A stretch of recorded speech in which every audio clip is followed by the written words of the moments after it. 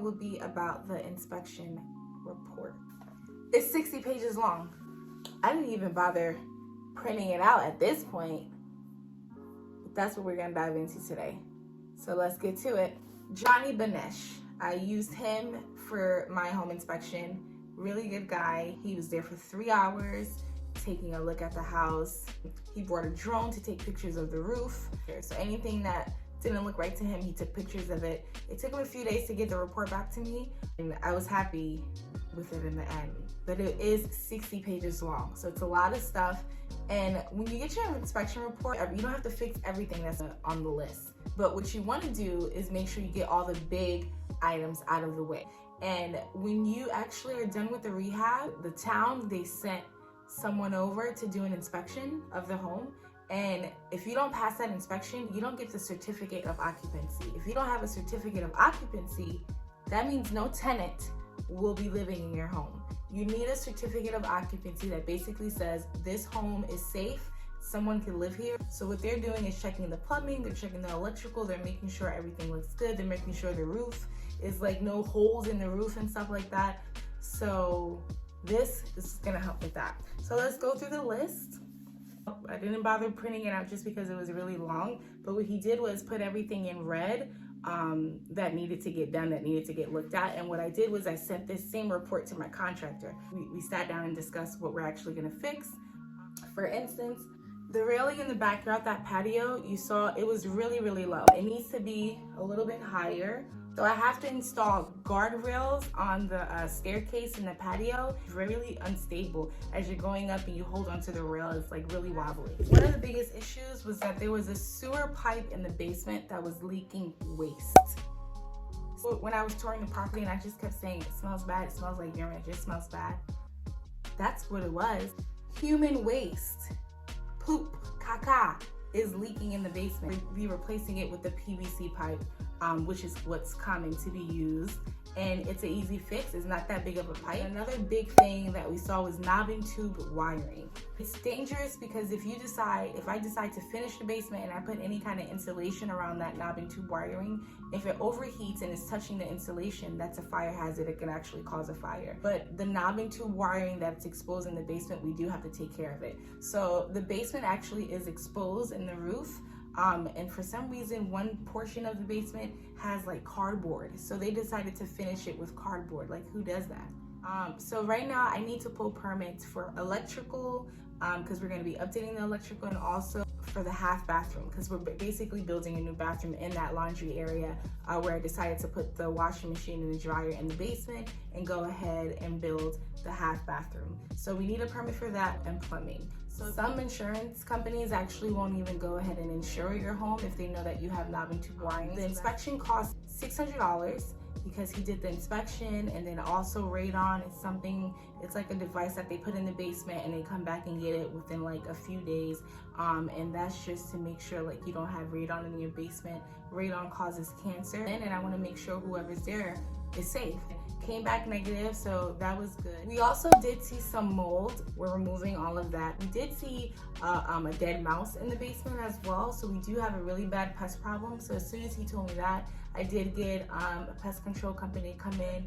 He had a device that picked up a small gas leak. I called PSE&G up right away. I let them know, and they were literally there within like 15 minutes.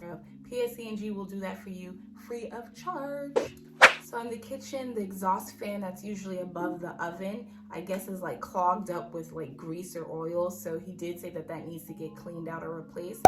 That whole entire kitchen is getting gutted down to the studs. There's gonna be a whole new exhaust fan, so that's not an issue. We're gonna take care of that. So the patio area is a whole hot mess. Like, they have a string attached to a pole.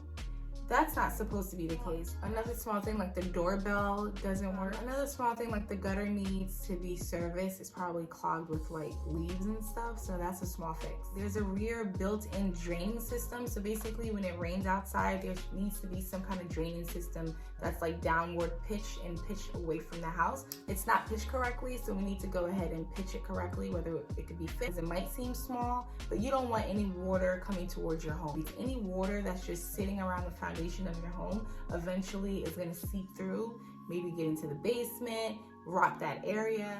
So let's talk about heating, ventilation, air conditioning, also known as HVAC. So the inspector did tell me to get that service just to make sure everything works. We actually did turn the heat on just to make sure it worked, and it did. The house did start to warm up, but you still want to get it serviced.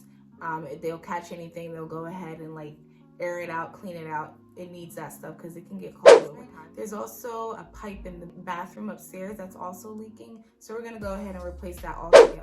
So another small fix that has to do with electrical is GFCI outlets. So these outlets are needed anywhere where there's any kind of water. So you'll have a GFCI outlet in your kitchen and you'll have it in your bathroom. The new bathroom that we're going to be creating, we're going to add a GFCI outlet. There needs to be one in the kitchen. Some of the bedrooms only had like one outlet, so we need to go ahead and add some outlets. I think 2 or 3 for each room. So the second bedroom upstairs, the one that had the ceiling fan, that bedroom actually has no heat. So we're probably gonna add an electrical baseboards in the room. That's probably the easiest fix. One of the things the inspector does, they walk around the home and they turn on every faucet just to check the water pressure. And the water pressure for the tub upstairs on the second floor was very, very low. And there's some windows where the screens outside of the window have holes in them. All of that has to get replaced. I won't pass my CO with any holes in the screens. So that's it for this video. I know it was a risk, you know, not getting the inspection, but in the end it worked out. I went with my gut and it didn't steer me wrong. So do I regret not getting the inspection? No. Would I do it again? Yes. So I think it's a good idea to get the inspection on all your properties. You need to get it anyway. So why not get it before you close rather than after you close? So this way you can negotiate it in the deal. Right now, for some reason, it is a seller's market. So it wasn't in my favor, but in the future, get inspections done before closing because you can negotiate the deal and you could probably get a better deal or have the seller take care of any issues that arise. But yeah, that was it, guys. It wasn't that bad. So thank you so much for watching this video. Don't forget to like, comment, share, and subscribe to my channel because I'm going to be bringing you guys videos every week. Okay? And we're going to be learning together. So if you're thinking about buying an investment property, put any questions down below in the comment section. Let's interact. Put questions down there. Tell me what you think about the video. Let me know if I left anything out. But thank you so much for watching, guys. I do appreciate it. Make sure you like the video, comment, share, subscribe, and I'll see you in the next video. Bye.